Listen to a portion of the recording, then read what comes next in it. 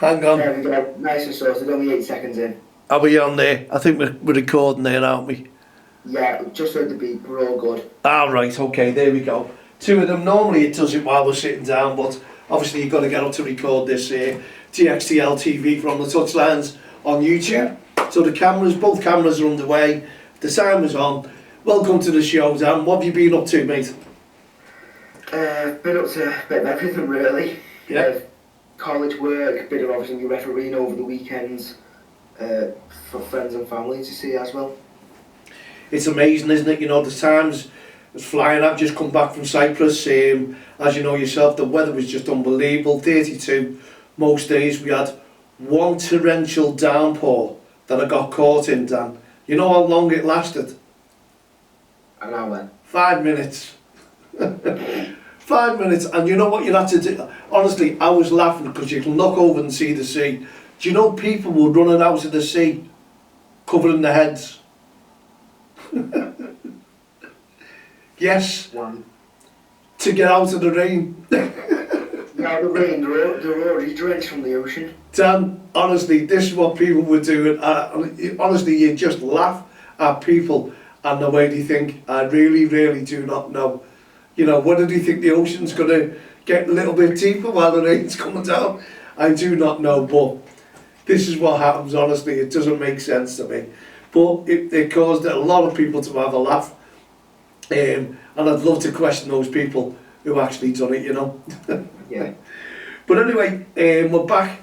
We've had the international break, which I was lucky, which I didn't miss one game. I didn't miss it, I watched it.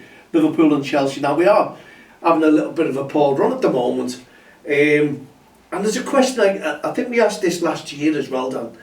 If the fixtures are done by computer, how is it that each season we see Everton are away to Man City and we're at home to Man United? I just don't know.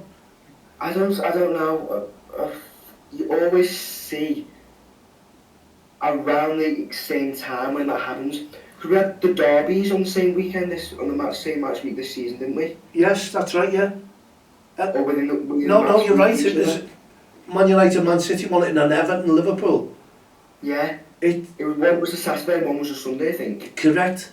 I'm just a bit baffled. If anyone can give us the answer, mal@don'ttexttheline.com. I'm sure we'd love to know this, wouldn't we? How that can work out. It's if it's done by computer. I'm a little bit baffled, to say the least. So we play tomorrow. Everton play tomorrow at 3 o'clock. Yeah. And I think you play in the evening. 4:30. No, was there 4:30 kickoff? 4:30. Yeah, I'm sure it is. Yeah. Well, Everton seems to be the team in form at the moment. You know, you've got to look at Liverpool. Everyone was having a right goalers, scoring late goals. Now it's reversed, hasn't it? This is football. Late goals are getting conceded against us. It's right, it's a chain effect. So you got a late goal received from Crystal Palace to beat you. We got a late goal against Crystal Palace to beat them. Yeah. So I think it'll be City this weekend beating us in the last minute, won't it? It doesn't make sense, you know what I mean? And this is what's happening. And I don't really think, people are saying now Liverpool in crisis. To me, this is the Premier League, surely, you know, the team will come back. We know we've got a few injuries and that's what happens in the Premier League. Everton are doing well. I'm sure you'll be, you know, because I think, my honest opinion, Manchester City will be the team, not Arsenal, to go for this title.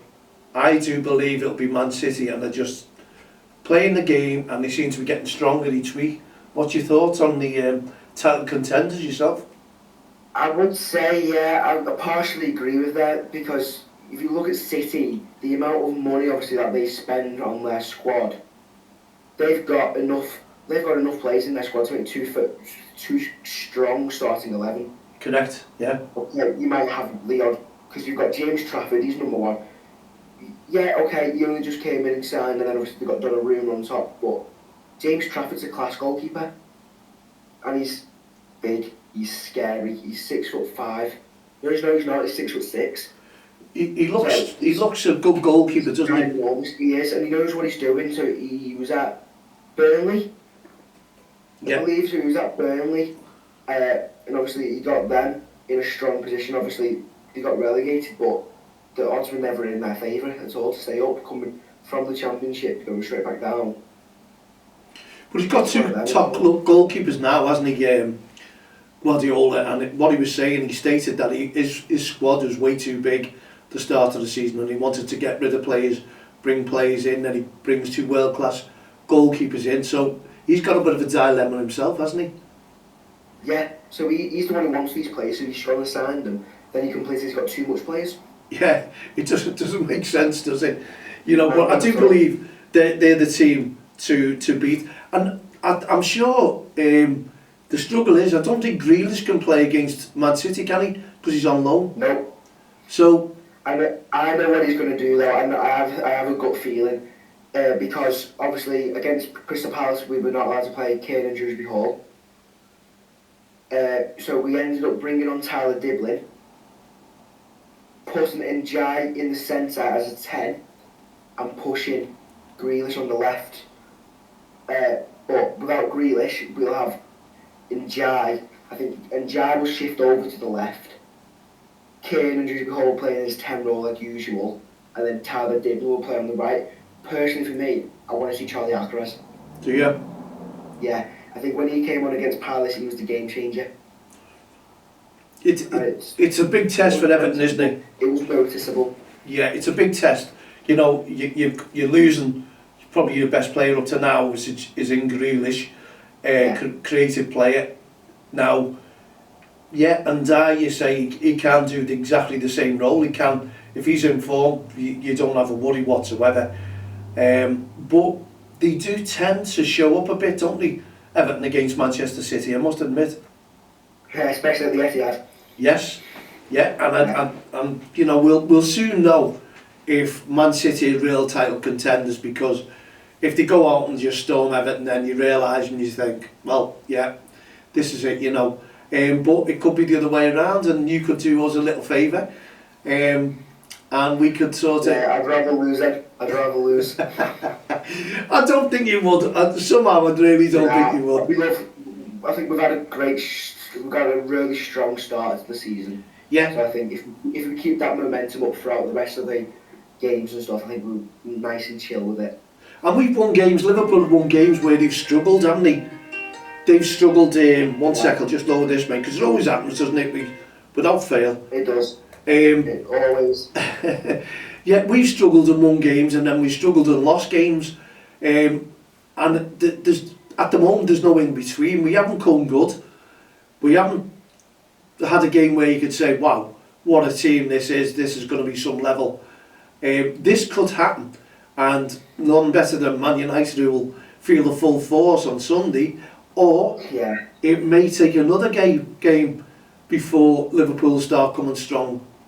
I think the original start to that process, obviously, I'm not even going to blame Everton for starting as much as I love to give them credit. It's like I said when we were match predicting the derby, I thought we were going to come back at it. I think you would have got tired. I think you have been tired, obviously, with your cup games, your Champions League in Europe. Players shouldn't be built for 2-3 games in the space of like 2 weeks. Yeah. Obviously, they train hard all the time, but obviously when they're not playing, they're training. You get the odd day off, and it will tire them out, and obviously that's when you see a drop down in their performance levels too. And plus the fact it wasn't just Liverpool. Yeah, it wasn't just the football, was it? It was Diego Jota that a lot of players have suffered with that, and especially Salah. And you can see that in Mohamed Salah, because you could see how much it affected him on the pitch and off the pitch, and you just hope, because you've never seen a drop in form so bad by a player. Any team a Salah plays, he stands out no matter what. Any team, even if it's top of the table, he stands out. And this season, I don't think he stood out the best. No, you're right. And, you know, you've got other players you can pick out. Say they've had better games than Salah throughout the season so far. Yeah, and you know, Van Dijk's another similar player in that situation. Yeah, and I think he's just coming strong. Canate, I don't know what's happened to Canate. That doesn't look like a player at all, does it? But, you know, we just don't know, because Slot was saying it's not just on the field of play, it's what's happening off it. And the young Liverpool coach for the ladies as well, that was a bad situation, wasn't it? It all seemed to come round. Yeah. And then you've got your likes of Alisson being injured, and I suppose if you're in poor form and then these things happen, your form's going to dip even worse, and you've got to get yourself out of it. You've got to get yourself motivated, and that's hard to do, I suppose. Yeah, it is. Because obviously, at the end of the day, the players are still human, so they have emotion. Yeah. And that dictates them a lot. It's, yeah. Well, it remains to be seen. You step on that pitch, everything behind you leaves. No, it doesn't. No, and the fans remind them of it only because at the 20 minutes, it's there again, so it brings it back. It's not sort of like forgotten about. You can't get over it. You've got to really try and push yourself through these things. And hopefully they do, because I just want to see a football. I love football teams, you know, playing and competing. Like, I watched the game last night, and it was Huddersfield and Bolton, and I really enjoyed it. I thought it was brilliant. 2 goals in extra time, wasn't it? Yeah, but Bolton played some great football, I must admit, and that's the way I like to see players, you know, coming on there and enjoying the game right in front of the fans, and the fans who got behind them there were just amazing. They seemed to lift the team, and that's where you look at the supporters to try and get behind the team rather than slate them. Now, you look at, you know, there's no real supporters. Everton went through it, and the poor supporters slate them. The real supporters encourage them, and that's the difference. That's unfortunately what every team has in there, isn't it? You know, and that's what's happening. You look in there, Salah needs to go, Canati needs to go. These are fans. We just won the league title for them. These are fans who are thinking, you know, take a back seat and let the players perform. Let the players get back into form. That's all it needs. We all have these days. Yeah. Yourself as, you know, you can go in, you go into college, as you say yourself, you can feel down in the dumps. I've had chest infection, flu, and you don't feel 100%. You can't do what you want to do and what you're trying to achieve. And my work's fallen back through Don't Cross the Line because, yeah, I went away for a couple of days and then I come back with a chest infection, a cold, but you're not motivated to go out and do things even though you know you need to catch up. So it's the body clock, isn't it? You need to get that body right.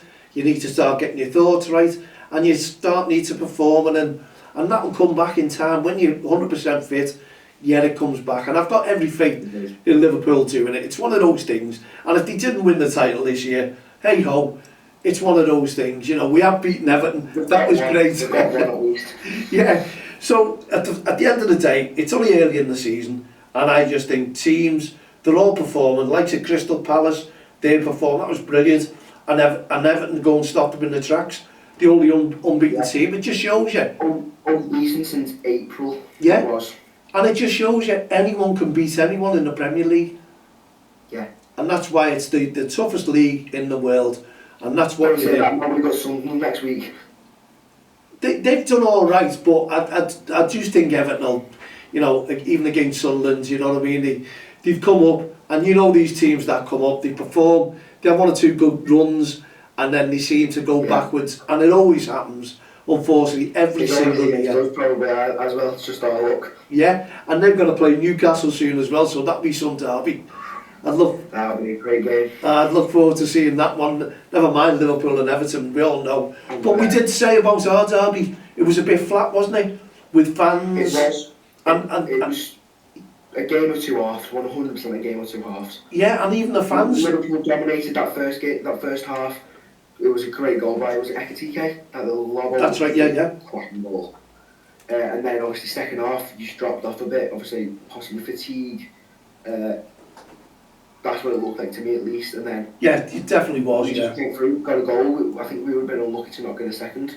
Correct, and it was one of those things, and as I say, you know, but our fans, it wasn't like Liverpool and Everton fans, they were very subdued in a game, yeah.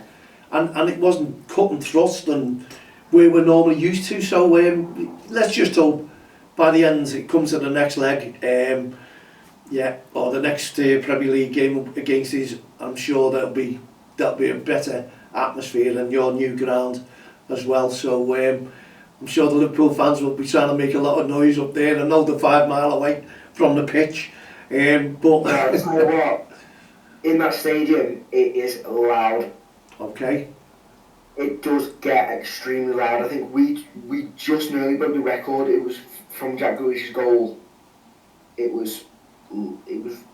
I think I burst went past my eardrum. well, it was sounding because of the West Ham fans, was it? That's right, it was West Ham fans, wasn't it? Who came down, Yes. and they seem to have a lot of fans, and the noise out of them. They didn't have them a lot as fans as you'd expected.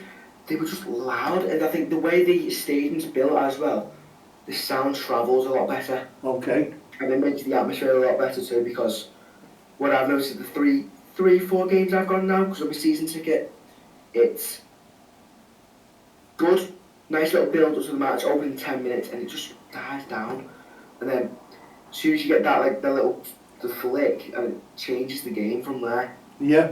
I noticed that I didn't go to the Brighton game, but I noticed that against West Ham especially. West Ham and Villa, they were 2 big games with good sets of fans.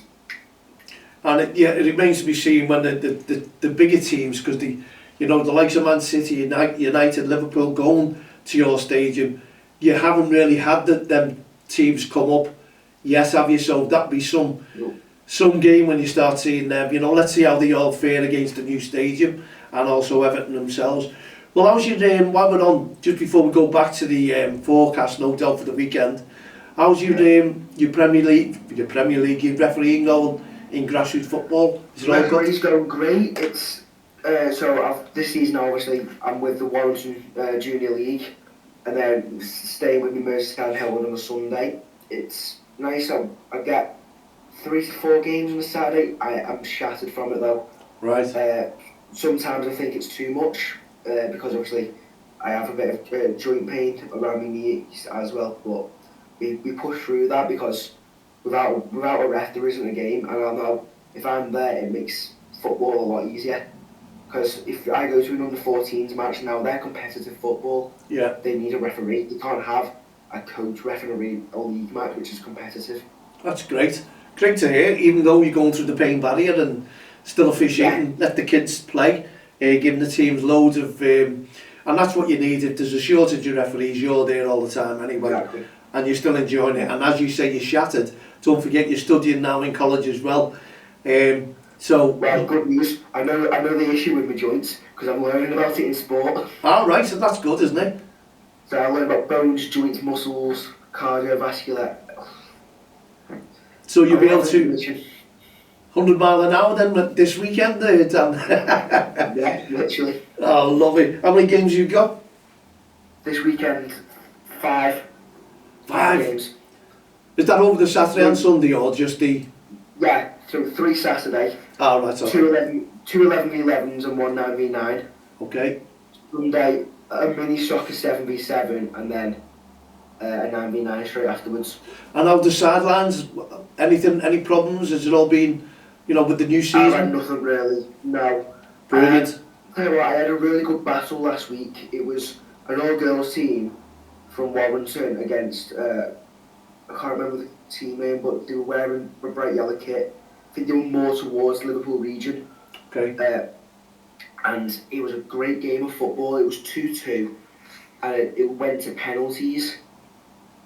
But there was a battle with one of the wingers and the fullback. Minute 1 to minute 70, because the 70-minute match is constant, strong football, good football they were playing. And I like that type of football as well. And good sidelines. That's in front of all the parents. The parents see something, they're all shouting. I can't get involved in that. If I don't see it, just out-strengthen each other in different parts, and it's football, but...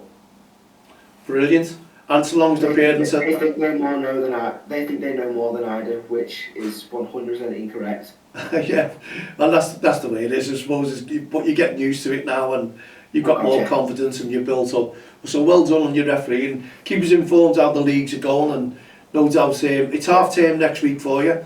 So no doubt we'll have a little break next week, and we'll get you back. And I've got loads of catching up to do, so I'll keep you informed of what's happening when I get caught up in things, and let you know where we're going. So next week is half term, and the week after is Halloween. Oh, well, there you go. Ah, right, okay. So, yeah, so... we can get another early showing if you want. Oh, yeah, well, I'll be in touch and we'll keep our supporters... We'll all right, won't we? Yeah. Yeah, we'll definitely get something done and organised as well. Okay, so what remains now is just the forecast for Liverpool and Everton. Yeah. I'll let you go first, as we always do, Dan. Okay, thank you. So, Everton City. Away at the Etihad, you know what, I'm going to say a 2-2. I think Everton have a strong, capable squad. City, just as strong either, but if anyone's going to win, it's going to be City 2-1. Okay. Final prediction 2-1 to City. The Battle of the Reds, Liverpool versus United, I'm going to say 3-1 Liverpool. Well, there you go. I'm going to revert. Yeah, I'm going just because I think you're going to be very weak without Grealish, because you've got so used to him, and I just think Manchester City will turn it on, and I do believe they'll just come away with a score of 3-1, and I'm going for 2-0 Liverpool. I just see Liverpool bouncing back because they tend to against Manchester United. All the time, yeah. Yeah, and I'm hoping you're right with the draw, you know, against Manchester City, and we get the 3 points because we need to sort of... Any points on the board for Everton, it's magical. Yeah, and that will prove that you're really on the up, Yes. if they can perform like that at the Etihad. So good luck there, Dan. Good luck in your games this weekend, and we'll be catching up, and I'll give our viewers and listeners a little update on whether we're going to be back this weekend with yourself or the following weekend as well. Yeah. In the meantime, Dan, you enjoy your games tomorrow. Good luck with them. See you later, mate. See you later.